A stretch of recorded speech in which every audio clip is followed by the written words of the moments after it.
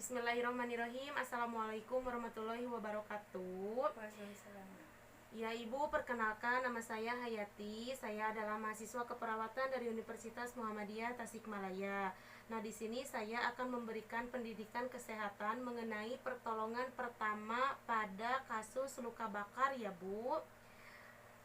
Kemudian, baik Bu, untuk yang pertama itu mengenai apa sih luka bakar gitu ya. Luka bakar adalah kerusakan jaringan tubuh terutama pada bagian kulit yang diakibatkan oleh kontak langsung dengan sumber penyebab. Nah, apa penyebab luka bakar? Penyebab luka bakar ada 4. Yang pertama karena panas. Contohnya kita tersiram air panas, terkena api secara langsung, terkena cipratan minyak yang panas. Nah, yang kedua karena sengatan listrik. Contohnya, kita memasukkan bahan yang dapat menghantarkan listrik ke dalam colokan listrik. Kemudian kita memegang kabel listrik yang terbuka. Nah, gitu. Kemudian yang ketiga, kulit terpapar langsung dengan bahan bakar kimia yang menyebabkan luka bakar. Contohnya klorin dan asam sulfat. Kemudian yang keempat disebabkan oleh radiasi. Contohnya terpapar dengan radiasi radioaktif yang dosisnya sangat tinggi. Kemudian kita terpapar dengan radiasi ultraviolet atau dari matahari gitu ya Bu. Kemudian tanda dan gejala dari luka bakar itu biasanya mengalami kehilangan warna kulit secara total, melepuh, mengelupas atau kemerahan pada kulit.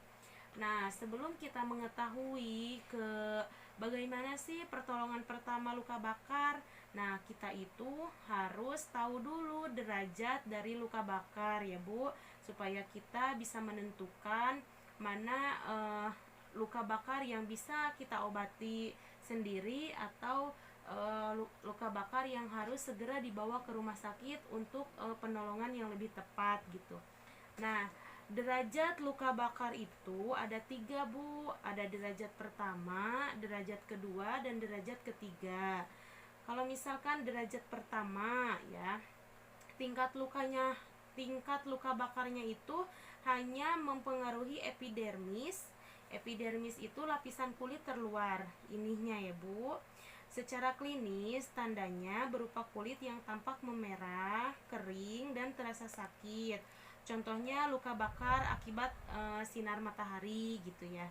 Kemudian derajat 2. Derajat 2 itu luka bakar ini dapat dikatakan luka bakar sedang.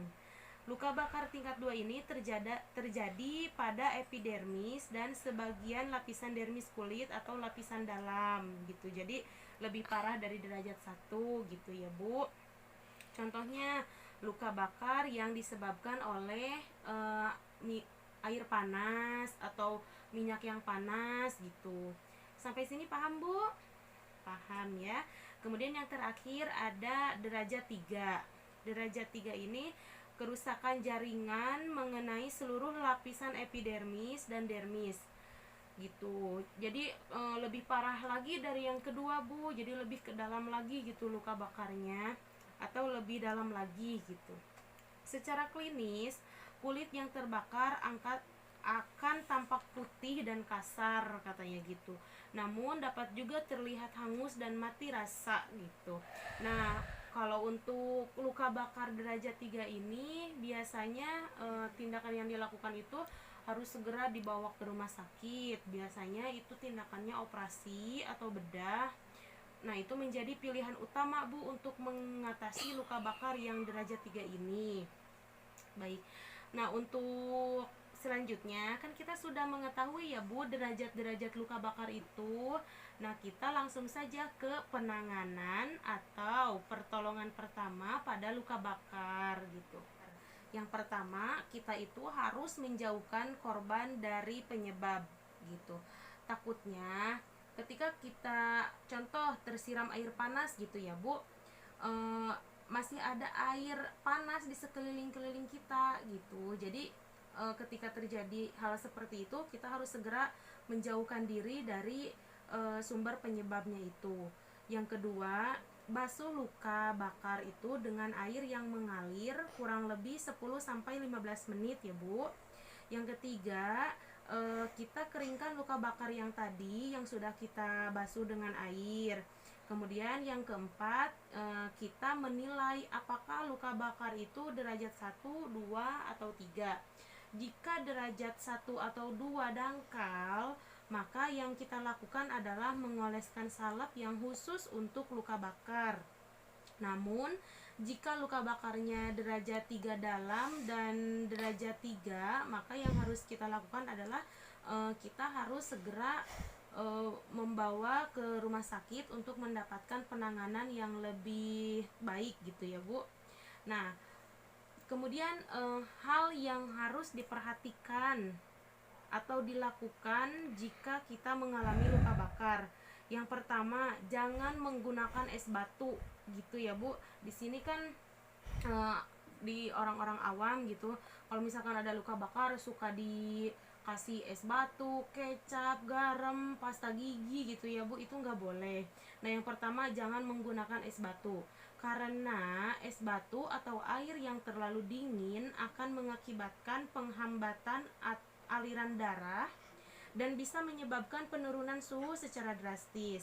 Kemudian yang kedua, kita tidak boleh menggunakan minyak. Nah, di kita kan suka sering ya Bu, kalau misalkan luka bakar itu suka dikasih minyak, katanya biar cepat sembuh. Nah, itu nggak boleh seharusnya Bu, karena hal tersebut akan mempersulit proses pembersihan luka nantinya malah gitu.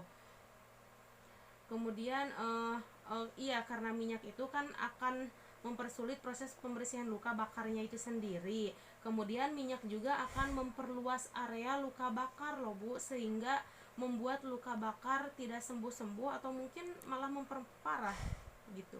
Kemudian yang ketiga, menggunakan alkohol. Itu jelas tidak boleh, karena sejatinya alkohol itu hanya digunakan untuk membersihkan area yang terdapat kuman dan bakteri ya, dan sebagainya lah. Jadi kita tidak boleh menggunakan alkohol karena akan memperlambat proses penyembuhan luka.